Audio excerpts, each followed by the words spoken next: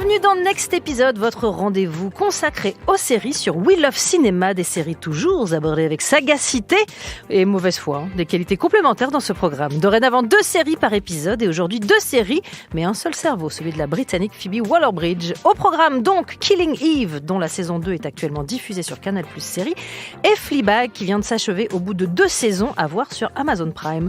Pour en parler, la villanelle du podcast game, Perrine Kenson, bonjour. Salut Charline. Et le godmother de cette émission, Renan Cros. Hello la France.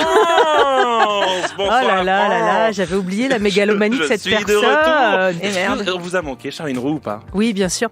Oh, je m'en mal, mais quelle mauvaise comédienne. Allez, on joue au chat et la souris.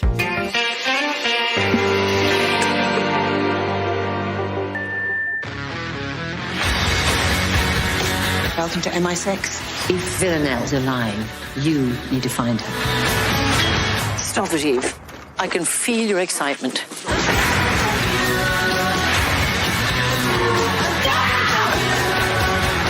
What is it with you and Villanelle? Sometimes when you love someone, you will do crazy things.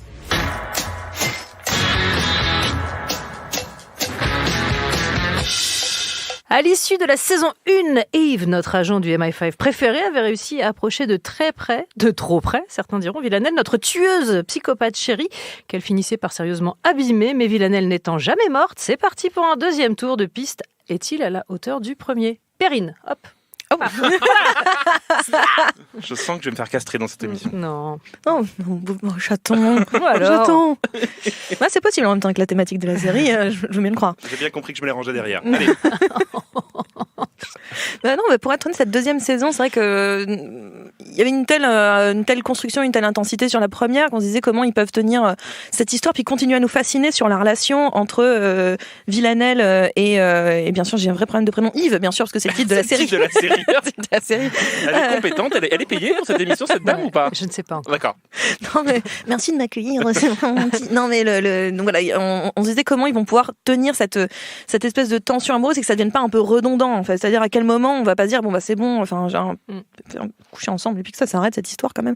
Et en fait pas du tout. C'est-à-dire que d'un seul coup on bascule vraiment où donc c'est tu l'as dit, c'est la chasse du chat et de la souris parce que j'arrivais plus à dire le mot. C'était le coup du chat et de la souris.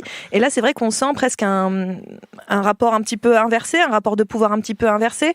On sent aussi que d'un seul coup, il y a d'autres personnages qui viennent vraiment se mêler à cette histoire entre ces deux femmes. Et c'est ça que je trouve assez intéressant, c'est que d'un seul coup, je trouve aussi on donne plus de place, plus de couleurs, plus de nuances aux personnages qui entourent ce duo qui est un peu iconique, en particulier Villanelle, parce que j'ai une petite passion Villanelle. Moi aussi, je confesse. J'aime bien sa manière de penser. Peut-être. Rassurant. Ouais. Rassurant. Les gens vont venir te chercher. Je suis pas rassuré. Ça va bien se passer. Mais non, mais là, je trouve qu'en fait, d'un seul coup, en tout cas, la saison 2 permet d'intégrer davantage ces personnages, relance en plus des intrigues où on est là vraiment. Il y a cet effet shocking dans la série que j'aime bien où tu fais genre, oh, mais il était là. Il y a de l'acting maintenant dans les. Ouais, c'est dans les contrats. Faut les lire. Faut que je fasse mes acting, ok. Donc non, c'est vrai que je trouve que d'un seul coup, voilà, elle a compris qu'il fallait upper le game un tout petit peu et il y a de l'anglais. Non, mais voilà, mais c'est une émission internationale. Avec l'accent. Internationale. Et également du sud de la France. Évidemment. Pour la saison 3 de Marseille, on est prêt. Exactement. Donc non, voilà, je trouve que en tout cas c'est ce qui moi m'a intéressé le plus. J'aime bien qu'on continue à faire notre tour d'Europe et un peu plus avec ces personnages. Et j'avais peur c'était un petit peu enlisé, mais plus ou moins dans la saison 1 à Moscou, même si c'était toujours très intéressant. Là, d'un seul coup, de revenir en Angleterre, de repartir dans d'autres pays, d'avoir ces personnages et d'avoir une intrigue supplémentaire qui se crée, notamment avec cette chef d'équipe mais j'ai vraiment un problème de nom. Caroline, la chef. Bah, la grande chef. La grande chef, Fiona Shaw. Ouais. Fiona Shaw, voilà. Et ben, demandez-moi si vous avez besoin d'une info. Oui, non, mais j'ai un vrai problème de nom de personnage, c'est un vrai souci à chaque fois. Mais voilà, je trouve que d'un seul coup, elle-même prend une dimension supplémentaire qui, moi, m'intéresse. Et en fait, là, elle est en cours, la saison, donc, et en plus, il y a une nouvelle intrigue qui arrive. Donc vraiment, il y a toujours ce travail d'écriture de Phoebe qui est extraordinaire. On a le droit de dire aussi de l'avantage d'avoir des saisons assez courtes. Oui. Ce qui fait que pour la non-lassitude, ça aide. Et d'avoir un personnage complètement imprévisible, en l'occurrence Villanelle. Tout peut arriver. C'est quand même un peu le. Je vais prévoir. Ah, pas du tout. Je vais rien prévoir du tout de ce qu'elle va faire. On peut pas. Mais ce qui est assez fou dans cette saison 2, moi j'avais fini la saison 1 en me disant ouais, mais là vraiment ça tourne en rond. C'est-à-dire, on a bien compris le sous-entendu. Acting. Okay. Acting J'en ferai un moment. On avait bien compris à un moment qu'il était question d'une potentielle relation d'attraction et de désir entre le chat et la souris. Et je trouvais que c'était un peu lourd, même un peu lourdingue. C'est-à-dire, Eve donc tombait plus ou moins amoureuse de Villanelle et inversement. Vous avez cette scène à la fin de la saison 1. Attention spoiler si vous ne l'avez pas vu. Où en vrai elles sont dans un lit toutes les deux. Puis comme une sorte de métaphore, elle pointe un poignard et lui pointe dans le ventre. Comme vous avez compris la métaphore. Et je me disais, non. Bon, vous verrez. et il y a je me disais ouais, bon si c'est que ça. Et en fait, ce qui est génial, c'est que la saison 2, ils ont une idée géniale, c'est que chaque saison va changer de showrunner et confier chaque saison à une femme différente. Et cette nouvelle showrunneuse là, elle a une idée très simple, c'est que Killing Eve, c'est pop. C'est profondément pop, c'est-à-dire c'est un truc d'espionnage, un peu dingo, avec des gens cachés, des trucs cachés, mais pop au féminin. C'est-à-dire, en gros, on va pas cacher le fait que ces personnages soient féminins. On va pas faire une série féministe en disant c'est quoi, elles se comportent comme des hommes. Non, ce sont des personnages féminins avec des préoccupations féminines, avec des questionnements féminins, mais qui sont en fait des héroïnes, des véritables héroïnes, voire des super héroïnes. Et la relation entre Villanelle et Eve est passionnante pour ça, parce qu'en gros, ça pourrait être la relation entre Thanos et Captain America, c'est-à-dire une sorte de fascination réciproque et de jeu où l'un n'existe pas sans l'autre. Et ça, c'est vraiment très fort parce que ramener à la question féminine, ça dépasse. En gros, ce que pouvait être la saison 1, c'est-à-dire une sorte de catfight lesbien un peu pénible au bout d'un moment, et là ça devient une sorte de jeu sur notamment la question de la jalousie. C'est quand même une saison qui tient sur la jalousie. Et puis même sur l'espionnage et l'action, moi j'ai retrouvé certaines sensations d'adolescence quand je regardais Alias. Évidemment. Et j'étais hyper contente. Qui a dit le jeu des déguisements de Villanelle, mais surtout avec cette espèce de deuxième degré où à la fois c'est sérieux et c'est pas sérieux. En fait, Killing Eve, c'est une série un peu camp, c'est-à-dire c'est un peu au deuxième degré. Là, il y a une scène où elles sont toutes les deux dans l'appartement. C'est vraiment la reprise de la saison 1. Il y a une scène où elles sont dans la maison ensemble et elles discutent. Et c'est improbable, ça n'a pas de sens, ça n'a pas de sens. Et pourtant, c'est très rigolo à regarder. Donc il y a un petit plaisir camp qui est amené dans cette saison 2, qui est vraiment chouette. Et surtout, les actrices sont dingues. Enfin, c'est vraiment Jodie Comer, on lui déroule un tapis rouge et Sandra Oh un deuxième tapis rouge par-dessus, ce qui fait deux tapis rouges. Pourquoi d'ailleurs, à votre avis, Sandra Oh a été plus mise en avant sur les cérémonies de récompense que Jodie Comer ? Parce que c'est le personnage principal. Oui, peut-être. Et puis aussi parce que je pense qu'elle a elle est déjà connue du public en fait par évidemment Grey's Anatomy. Elle est plus identifiée que Jodie Comer. Mais je pense que Jodie Comer, ça va arriver maintenant en fait. C'est-à-dire que même si Sandra Oh, je la trouve extraordinaire dans la série, Jodie Comer finalement fait preuve de tellement plus de nuances parfois dans son jeu. Et elle a plus à jouer dans cette saison 2 où le personnage de Villanelle dans la saison 1 c'était je suis une sociopathe chelou avec un accent russe, et là tout d'un coup c'était Sherlock un peu. C'est un peu Sherlock. Mais il y a un truc notamment dans cette saison 2, il y a un épisode sans trop raconter où elle se retrouve en contact avec un type qui est presque plus inquiétant qu'elle. En gros elle rencontre un personnage et ce personnage croit pouvoir manipuler cette femme et il sait pas qu'en fait elle est encore plus cinglée que lui. Et ce qu'elle joue, la manière dont elle joue la souffrance, l'inquiétude, c'est aussi une série féministe là-dessus, mais presque encore féministe camp, c'est-à-dire en gros ça joue les questions de rapport de pouvoir, de domination, de patriarcat, mais à l'aune encore une fois d'une sorte d'ironie, de décalage. C'est sérieux et c'est pas très sérieux. On parle quand même d'un nouveau méchant dans cette saison qui s'appelle le Fantôme. Quand on découvre qui c'est improbable. C'est très drôle, mais c'est improbable. Non, mais il y a une forme effectivement de sérieux et de drôlerie absolue qui ne dérange pas. C'est-à-dire que moi, j'ai des souvenirs sur la première saison d'avoir ri parce que les situations sont parfois improbables. Et quand arrivent des morts soudaines et violentes, le même choc que si j'étais dans un total drama, en fait. Ouais. C'est quand même la grande intelligence de cette série. Alors, aussi. On a un peu perdu ça, à mon avis, dans la saison 2. C'est-à-dire qu'on est un peu basculé dans le Grand Guignolesque. Il y a une scène à Amsterdam, dans les vitrines d'Amsterdam, qui est vraiment dégueulasse et qui est presque drôle tellement elle est dégueulasse. Mais je trouve que la série réussit un truc très fort, qui est un peu parfois chez Tarantino, c'est-à-dire que le sens est rigolo et tout d'un coup ça devient plus rigolo.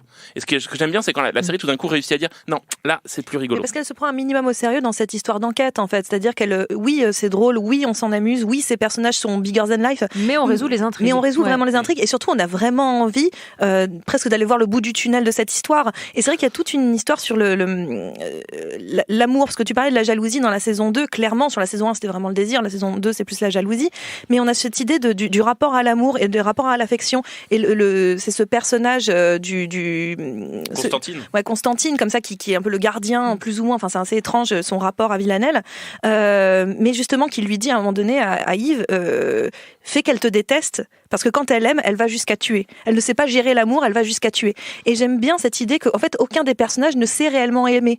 Yves ne sait pas aimer non plus. C'est un personnage, elle a du mal. Ouais, mais sa relation avec Nico, donc son mari, je trouve assez chouette ce que ça raconte aussi. C'est-à-dire que, en gros, dans une série des années 90, on aurait eu la femme au foyer qui aurait attendu. Dis donc, tu rentres tard, j'ai peur. Voilà. Je fais bien la femme au foyer des années 90. Acting, il se passe un truc dans cette émission. Et là, en inversant ça, tout d'un coup, on se dit, ah, mais putain, elle abuse et ça se fait pas. Non, Alors, nous, on le dit pas comme ça parce qu'on n'est pas vulgaire. Mais non plus, je pense pas qu'elle abuse. Enfin, à aucun moment, je pense que ce personnage abuse, en fait. Mais je trouve qu'elle est, au contraire, c'est assez fascinant. C'est qu'à un moment donné, elle-même est empêtrée dans son désir, dans sa découverte de ce nouveau désir. Empêtrée dans ton désir aussi. Ouais, je suis empêtrée dans mon désir. Ouais. je me livre à mon mais désir. surtout, elle est en train de s'accomplir par son travail et par cette rencontre, certes avec une sociopathe, mais elle est en train de s'accomplir. Oui, mais on sentait qu'elle était quand même en train de végéter au début oui, mais de la saison 1 1. nous montrait ça de manière un peu négative. Je trouvais que c'était un truc genre au détriment d'eux. Ouais, et là, dans la saison 2, ça devient un truc où elle prend pouvoir dessus. Elle était victime de son désir dans le premier. Son mari m'agaçait, moi, dans je l'aime la bien, première Nico. saison. Mais elle était victime de son désir dans le premier, c'est-à-dire qu'elle ne contrôlait pas les choses, et dans la saison 2, elle contrôle. Et notamment dans l'épisode 5, elle fait quelque chose d'improbable, vraiment d'improbable, on se dit, et tout le monde lui dit dans l'épisode, mais c'est dingue ce que tu fais, et quand elle le fait, c'est génial, parce que tout d'un coup, elle est confrontée, encore une fois, à la manifestation de son désir. Mais sans jamais sombrer, je trouve, dans le côté un peu lourdingue de, en fait, elles ont envie de coucher ensemble. On l'a compris, ça. Et même, c'est même superflu, je trouve, dans la série, cette manière de traiter ça. Parce que finalement, qu'elles couchent ou non ensemble, c'est pas le sujet, c'est plutôt la fascination au sens fort du terme. Mais combien de haine vous mettez, comme dans le next épisode haineux, c'est trop long. Combien vous en mettez sur 5 ? Combien de haine ? Ah bah moi, je mets 5. Oh, moi je mets 4. Ouais, je mets 4 quand même. Madame est difficile. Madame est dure. Madame est un peu dure. Alors je rappelle que Killing Eve saison 2, c'est sur Canal+. Et Quentin, je vais te demander une virgule. Et avant de passer à la série qui vous fait tous les deux pousser des petits cris. Acting. Reacting. Oh là là, on dirait une famille de souris, c'est un enfer. Un petit mot de Philly, elle s'appelle pas comme ça. De Phoebe Waller-Bridge, à qui on doit ces deux séries. Bonsoir. Bah oui, il faut travailler, monsieur. Un petit mot de Phoebe Waller-Bridge. Un petit mot, génie, génial, on l'adore, on l'aime. Phoebe Waller-Bridge, c'est à peu près tout ce que n'est plus Woody Allen et tout ce qu'on est content de retrouver chez elle. C'est-à-dire quelqu'un. Le mec qui a préparé des punchlines. Ça, tu sens qu'il était. Non, pas du tout. Il était bien ce voyage en métro. On est que de l'impro. Attention, on est sans filet parce que Phoebe Waller-Bridge ne couche pas avec sa fille, mais pourtant elle écrit des personnages aussi brillants que Woody Allen. Réfléchissez à cette phrase. Tout est gênant dans cette phrase. C'est très gênant. Parce que je suis obsédée par des mots dans lesquels je devrais pas être obsédée et ça me gêne vraiment. Quentin, tu peux éditer de toute façon.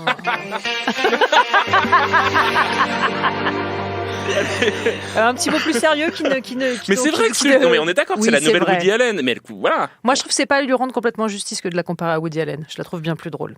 Avec un truc en plus. Quand même, Woody Allen de Annie Hall, tout ça. C'est très perso. Oui, mais elle est drôle comme il était drôle lui à l'époque aussi. C'est-à-dire qu'elle est contemporaine dans son humour. Et je trouve que c'est quelqu'un qui a pris le pouls d'une époque. Elle a réussi à choper les pulsations d'une époque. Et je trouve que c'est quand même assez incroyable. Elle a chopé les pulsations d'une époque. Excuse-moi, j'ai pas besoin de citer des hommes pour. L'horreur, ça devient bizarre cette émission. Non, mais cette émission, c'est n'importe quoi. Non, mais clairement, je trouve qu'elle a réussi à vraiment prendre quelque chose sans jamais s'en moquer, sans jamais le détourner. Elle l'affronte assez directement ce qu'est les contradictions des gens d'une trentaine d'années qui vivent à l'heure actuelle, c'est-à-dire à la fois un désir d'accomplissement et en même temps une mais en même temps quand tu parles confession quand tu parles de Fleabag, tu peux pas ne pas on parler n'y est pas de toi. encore. Attention, on est encore sur Fleabag. Ah là, oui, parce que tu sais, j'ai un extrait à lancer avant qu'on parle de Fleabag. Forcément, moi quand je pense à Phoebe Waller-Bridge, bien sûr je pourrais penser à Crashing et évidemment à Killing Eve dont on vient de parler. Mais je trouve que voilà, encore pour moi le plus fort c'est celui dont on va parler, c'est Fleabag. Mais je trouve qu'elle tient quelque chose vraiment d'hyper contemporain et avec une finesse d'écriture et de jeu quand c'est elle qui joue. Mais en tout cas une finesse d'écriture qui est démentielle. Je reviens sur mon analogie avec Woody Allen. Elle avait cette même particularité de venir de la scène. Le mec il tient. C'est-à-dire que avec cette idée de s'être montrée à nu sur scène avec donc Fleabag qui est ensuite devenue une série. Et puis en fait entre le moment où elle a fait Fleabag sur scène et le moment où Fleabag est devenue une série, elle a fait une sorte de Friends passé à la moulinette Woody Allen qui s'appelait Crashing, qui est une série que peu de gens ont vu et qui ne reviendra pas pour une saison 2, ce qui est quand même scandaleux parce que c'était magique. Et cette nana a vraiment un truc incroyable là-dessus, c'est-à-dire qu'elle est d'une sincérité absolue, en même temps d'une cruauté avec elle-même absolue, et elle nous parle de nous. C'est-à-dire que j'ai l'impression de voir quelqu'un qui me dit en permanence, tu vois, en fait, ça va pas, je vais pas bien, mais en fait, c'est toi qui va pas bien. Et ça, je n'avais pas trouvé ça chez quelqu'un depuis les premiers films de Woody Allen. Et donc Phoebe Waller-Bridge, c'est Fleabag, et Fleabag, ça donne ça.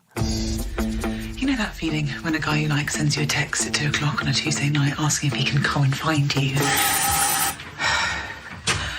And then you open the door to him like you've almost forgotten he's coming over. Oh. Hi. Hey. Oh my god, definitely not. That does nothing for you. What? These are my clothes, Boo. I've been wearing these all day. It's really not that bad at all. You got them all by the balls, causing waterfalls. How did you meet? She used to be our godmother, but then their parents split up. Mum died. You really are very good looking. Thank you. Very, Thank you. very. Thank you. It's been really nice to spend the day with a normal family.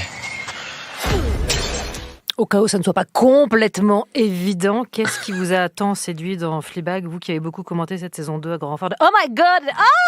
Ah! Point d'exclamation, point d'exclamation, point d'exclamation, hashtag genius. C'est vrai.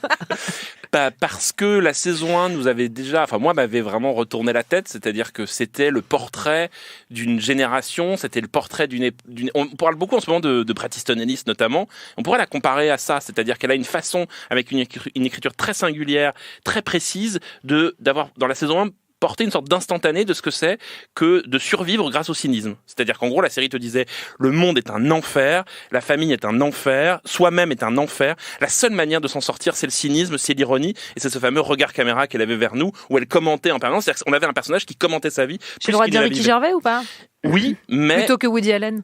Mais non, parce que Ricky Gervais, il aime les monstres, et elle aime c'est pas vraiment un monstre, elle a un truc beaucoup plus proche de nous. Moi, Ricky Gervais, j'ai l'impression d'être au freak show par moment, alors que là, on est vraiment je m'identifie à Fleabag, et je trouvais que la saison 1 était magnifique, était parfaite, était méchante, cruelle, et ce qui est très beau, c'est que comme on a attendu 2 ans et demi et quelques, quasiment, un peu comme d'ailleurs The OA, la série de Zalbat Manglis et Brit Marling ont attendu pour faire la deuxième partie, et en fait, elle a presque mis à jour sa série par rapport à l'époque. C'est-à-dire qu'elle s'est rendue compte que finalement, le cynisme, c'était de la merde, et que peut-être que ça nous empêchait de vivre, et qu'on était dans une sorte de société où le fait de commenter tout ce qu'on vit, de décaler, de pas prendre les choses au sérieux, d'avoir de l'ironie sur soi-même, en fait c'était dangereux. Et donc cette saison 2, on a cette Fleabag, ce personnage qui découvre qu'en fait l'ironie c'est de la merde, et qui va en faire l'expérience, c'est-à-dire qu'elle va se livrer à nous. Et ce qui est très beau tout le long de ces 6 épisodes, c'est comment ce personnage, au contact le plus improbable, c'est-à-dire d'un curé, ça c'est quand même extraordinaire, elle va abandonner son ironie, et elle va en fait se livrer et être fragile. Et ce qui est très beau, c'est qu'elle est fragile avec son père, fragile avec sa sœur, fragile avec cet homme dont elle tombe amoureux. Et ce que résout la série, c'est vraiment le dernier plan de la série, je le dis, pour moi c'est aussi beau que le dernier plan de Six Feet Under. Elle dit que c'est la fin. Moi je pense que dans quelques années elle reviendra pour nous raconter autre chose de la société. C'est aussi... que c'est la saison de la maturité un peu en quelque sorte. Ouais, c'est la saison... Les journalistes, oh ouais, c'est vrai, je vois ça. Non, c'est la saison de la... C'est la saison de l'époque, c'est-à-dire vraiment, moi ça m'a fait énormément de bien. Je vous parlais de moi, je vais faire comme Perrine. Moi ça m'a fait énormément de bien. Alors juste t'as dit que je parlais de moi tout à l'heure en nuance, mais oui, mais je suis dans ta tête. C'est pas faux. Non, vraiment c'est une série qui m'a fait du bien, c'est-à-dire que ce que ça me disait, Molo Molito, je l'ai placé. Ouais. Oh là là, bravo. Prenez un peu des risques. Et c'est vraiment une série qui dit ça, prenez un peu des risques. Et prenez un peu des risques avec vous-même, pas prenez des risques, faites du saut en parachute, ça n'a aucun intérêt. Mais juste, mettez pas des filtres. Ça dépend, on peut essayer. Oui, on peut essayer, mais mettez pas des filtres entre vous et le monde, parce que ces filtres-là vous éloignent du monde. C'est magnifique. Chef-d'œuvre. Après, je suis pas totalement d'accord avec Merci, toi sur elle soit pas désagréable. Je suis pas totalement d'accord avec toi sur la deuxième saison, sur le fait qu'elle abandonne le cynisme. Bon, moi, elle est encore un peu dedans, elle abandonne au fur et à mesure. C'est assez marrant d'ailleurs, parce que si on regarde les 2 saisons, il y a des scènes qui se font écho. Il y a beaucoup de scènes qui se font écho, notamment celle qu'on a entendue tout à l'heure avec la virgule de Quentin, ce qu'on a entendu. C'est une nouvelle rubrique, la virgule de Quentin. Ouais, tout à fait. Ce sera là tous les 15 jours. Très bien. Mais ce qui est pas mal, c'est que justement, c'était cette idée, la première scène de la saison 1, c'est elle qui reçoit un homme chez elle et qu'elle est en train de dire genre bah voilà, faut se préparer, faut faire semblant, faut faire ceci. Et dans la saison 2, on a une scène très similaire où elle attend aussi un homme et puis elle va se retrouver avec le prêtre. Et là d'un seul coup, toute cette construction qu'elle se fait, tout ce personnage qu'elle se fait va être démoli parce que d'un seul coup, elle est fragile. Il y a l'émotion. Mais je suis, pour le coup, lui, c'était elle s'abandonne à son désir, elle s'abandonne à l'émotion. En fait, c'est un personnage. Moi, ce que j'aimais beaucoup dans Fleabag et ce que j'aime toujours dans ce personnage, c'est que il y a plein de séries qui montrent les horreurs de l'humain, c'est-à-dire à quel point on est tous un petit peu cracra, un petit peu machin, un petit peu ceci. Mais elle le fait avec une telle, finalement, il y a de la poésie dans son horreur. C'est-à-dire que on est tous un peu nuls, on est tous un peu méchants, on est tous un petit peu tout ça, mais c'est pas grave, c'est un peu poétique la façon dont elle nous le raconte. Et c'est vrai que finalement dans la saison 2, OK, elle laisse un petit peu cette ironie de côté, mais elle accepte de souffrir davantage. Mais moi c'est ce plan de fin justement de la deuxième saison, ce tout dernier plan. Pour moi, ça m'a brisé le cœur parce que c'est un personnage qui t'explique qu'il n'y a pas de happy ending en fait, pas pour tout le monde. Que le happy ending c'est pas pour tout le monde. Et moi j'aime bien ça, c'est l'idée qu'à un moment donné, c'est pas grave. Encore une fois, ce n'est pas grave. Il n'y a pas forcément de happy ending, mais c'est pas grave. Alors, si on peut spoiler ce plan de fin, c'est-à-dire qu'en gros, elle non. Et non. Ce plan de fin pose la question du dispositif de la série, c'est-à-dire qu'est-ce que c'est que de la regarder. Et le fait que la série s'arrête, elle nous dit c'est de votre faute en fait. C'est-à-dire que j'ai plus envie que vous me regardiez, j'ai plus envie que vous êtes plus mon spectateur privilégié en train de vous moquer avec moi des gens. Et en fait, elle abandonne cette ironie-là, elle nous abandonne nous en nous disant je n'ai plus rien à raconter parce que j'ai plus d'ironie en fait. Et j'ai l'impression que c'est aussi un portrait d'elle, de Phoebe Waller-Bridge maintenant, qui est devenue une méga star parce qu'elle était quand même dans Solo. Elle a joué un robot dans Solo, je sais pas si on le sait, mais elle a joué un robot dans Solo et elle écrit le prochain James Bond quand même. Ouais. Et on sent que c'est une femme qui dit aujourd'hui OK, j'étais ce personnage, j'aurais pu être justement ce qui est devenu Bret Easton Ellis, c'est-à-dire un vieux personnage aigri qui raconte comment la société va pas bien avec de l'ironie et du décalage. Et elle dit non, en fait, je veux pas m'enfermer là-dedans et je m'en vais. Et c'est très très beau parce que moi, spectateur, je me suis interrogé moi-même sur mon regard sur elle. Et c'est rare qu'une série réussisse à faire ça, à m'amener à m'interroger sur pourquoi je l'ai regardée, pourquoi elle me plaisait tant que ça. Et le signe qu'elle fait à la fin sans le révéler est vraiment magnifique. La moue de on serait à la télé, il y aurait un gros plan sur Perrine qui ferait n'importe quoi. Non, je suis d'accord avec toi. Enfin, vraiment, je suis d'accord avec ton analyse. Mais après, je pense que, ouais, finalement, je l'ai pris assez personnellement cette série. Enfin, vraiment, il y a un truc, tu la prends. Mais non, c'est pas ça. Mais vraiment, je pense qu'il y a un degré. Et c'est vrai que j'en parle avec beaucoup de gens qui découvrent la série parce que finalement, il y a une redécouverte, notamment parce qu'il va y avoir le remake Mouche, le remake français.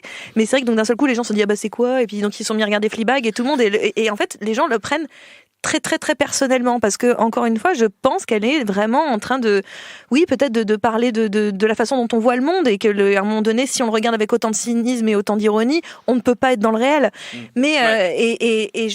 mais je sais pas si vraiment, moi, à la fin de la deuxième saison, elle me dit clairement qu'elle abandonne ça. Moi, je me dis juste qu'à un moment donné, elle se dit juste qu'elle va tenter autre chose ailleurs et qu'elle va. Enfin, non, pour moi, vraiment, je suis dans cette idée qu'il y a une perte totale d'illusion et de croire. Tu veux dire davantage. Elle va dans la ferme des animaux à côté du lac, là où il y a. C'est ça, Charline. D'accord, ok. Mouche, dans un grand champ. Mouche, tu l'abordais. C'est donc la version française par Jeanne Herry avec Camille Cotin qui va diffuser sur Canal+. L'attendez-vous, la redoutez-vous. On a vu une scène. Il y a une scène qui a circulé. C'est un copier-coller exact de la scène. J'ai très très peur que ce soit en fait un cahier des charges, c'est-à-dire qu'il n'ait pas le droit de l'adapter et qu'il ne soit juste qu'on est vraiment dans une traduction, on est sur un réverso de la série, c'est-à-dire hop, traduction, ce qui n'aurait pas grand intérêt, c'est-à-dire que déjà on enlève l'actrice qui est quand même formidable, Phoebe Waller-Bridge, qui incarne sa série, qui joue les nuances, qui sait comment... Qui est un vrai clown, enfin du visage, il y a tout. Qui a une élégance, voilà.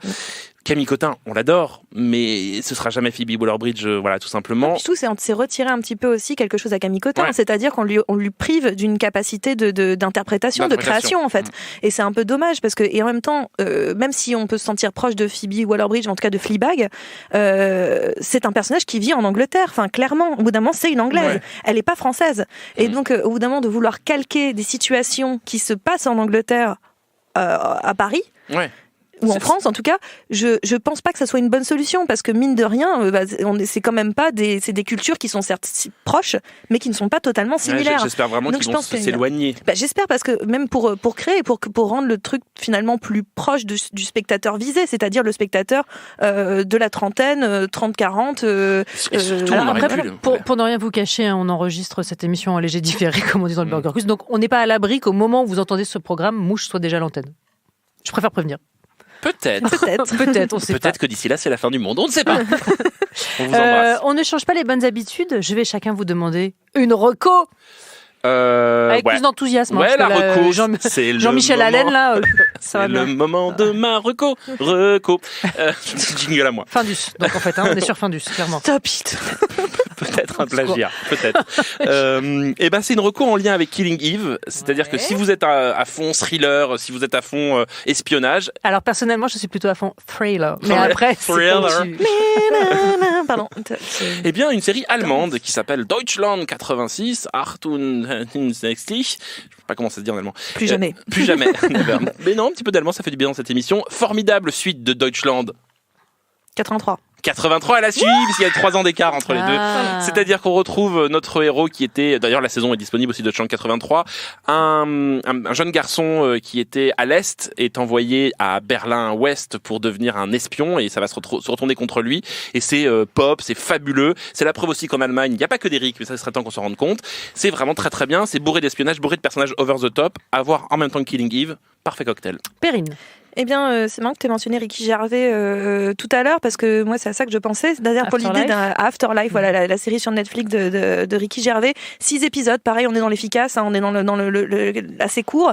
Et en même temps, je dirais que c'est une sorte de Fleabag en condensé, d'une certaine façon. C'est-à-dire que là, on est sur un personnage masculin qui est terriblement triste et terrassé au début, qui vit le deuil, qui est en plein deuil et qui dit non au monde, qui dit non à tout et qui va sur le cours de 6 épisodes en tout cas faire son travail de deuil. Et c'est quelque chose qui part d'un nihilisme total pour arriver vers la création de l'espoir, la redécouverte de l'espoir et avec toujours cette espèce d'humour à froid et même limite gênant parfois de Ricky Gervais que moi j'aime beaucoup. Et là c'est vrai et finalement je trouve que c'est la chose la plus positive que j'ai jamais vue de Ricky Gervais et ça fait beaucoup pleurer, mais ça fait beaucoup de bien surtout. Beaucoup de bien. Ça permet de guérir un peu. Merci beaucoup, Perrine Kenson. Merci beaucoup, Renan Cro. C'est drôle, le jingle un peu. Allez, venez, Milan. Oh là là, mon Dieu. Ton truc en plume, quoi. Écoutez, je propose que vous votiez pour ou contre. N'hésitez pas. Hashtag Molo Polito. Stop ou encore. C'est vous qui me dites. Next épisode, c'est terminé. On se retrouve dans 15 jours sur We Love Cinéma.